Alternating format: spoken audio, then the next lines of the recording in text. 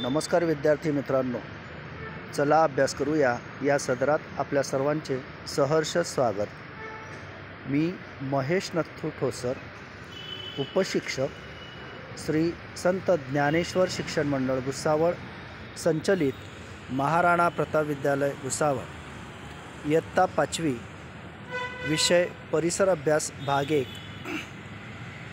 धडा 17वा, वस्त्र आपली गरज। विद्यार्थी मित्रांनो, हा पाठ आपण अभ्यासलेला आहे। आता या पाठाची आपण आवृत्ती घेऊया, म्हणजेच काही प्रश्न मी तुम्हाला विचारणार आहे। या प्रश्नांची उत्तरं तुम्ही तुमच्या वहीत अचूकपणे लिहायची आहेत। मी हा पाठ शिकवत असताना तुम्ही जर काळजीपूर्वक ऐकलं असेल तर या प्रश्नांची उत्तरं तुम्हाला सहजपणे लिहिता येतील। शक्यतोवर तुम्ही या प्रश्नांची उत्तरं पुस्तकात न पाहता मनाने लिहिण्याचा प्रयत्न करा। न जमल्यास तुमच्या पुस्तकाचा वापर तुम्ही करू शकता, मात्र उत्तरं अचूक लिहा। मग आपण प्रश्न बघूया।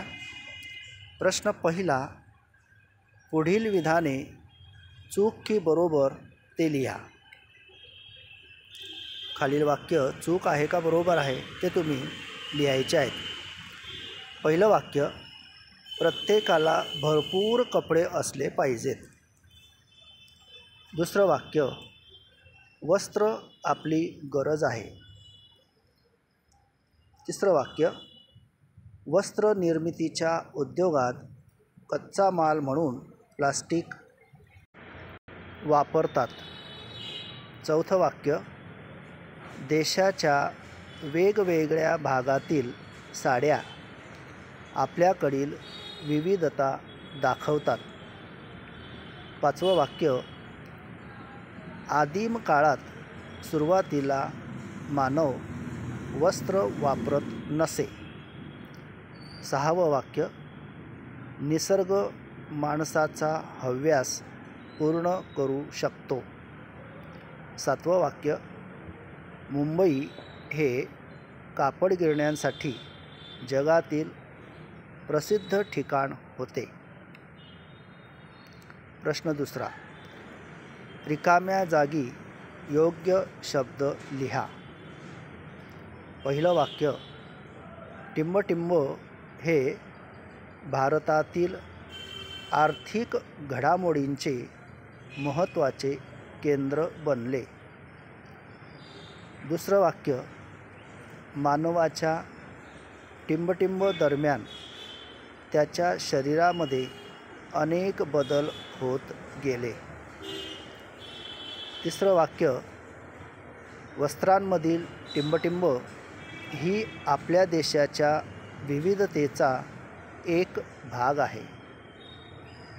चौथं वाक्य, गरज नसताना वस्तू हव्या आहेत असे वाटणे हा आपला टिंबटिंब असतो।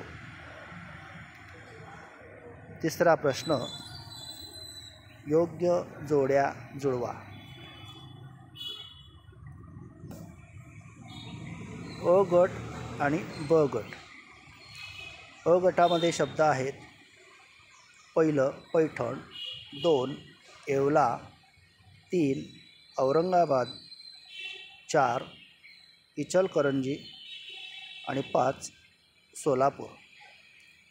ब गटातील शब्द, क हिमरूशाली, ख चादर, ग साडी, घ पैठणी आणि च यंत्रमाग कापड। विद्यार्थी मित्रांनो, अ गटातील शब्दाशी जुळणारा ब गटातील जो शब्द असेल तो त्याच्या समोर लिहिला पाहिजे, बाण दाखवायचा नाही। प्रश्न चौथा, खालील प्रश्नांची उत्तरे लिहा। त्यातला पहिला प्रश्न, तुम्हाला आवश्यक असलेल्या कपड्यांची यादी करा। दुसरा प्रश्न, तुम्ही उन्हाळ्यात कोणते कपडे वापरतात? प्रश्न तिसरा, तुम्ही हिवाळ्यात कोणत्या प्रकारचे कपडे वापरतात? चौथा प्रश्न, तुम्ही पावसाळ्यात कोणते कपडे वापरतात? पाचवा प्रश्न, हव्यास कशाला म्हणतात? प्रश्न सहावा, वस्त्र निर्मितीसाठी कोणता कच्चा माल वापरतात? सातवा प्रश्न, साड्यांचे वेगवेगळे प्रकार कोणते? प्रश्न आठवा, आज आपल्याला अनेक प्रकारचे वस्त्र कशामुळे उपलब्ध झालेले आहेत? नववा प्रश्न, मुंबई हे कापड उद्योगाचे मोठे केंद्र का बनले? आणि शेवटचा आणि 10वा प्रश्न, आदिम काळात सुरुवातीला मानव वस्त्र का वापरत नसे? विद्यार्थी मित्रांनो, या प्रश्नांची उत्तरं तुम्ही अचूकपणे लिहा आणि पाठ करा. धन्यवाद.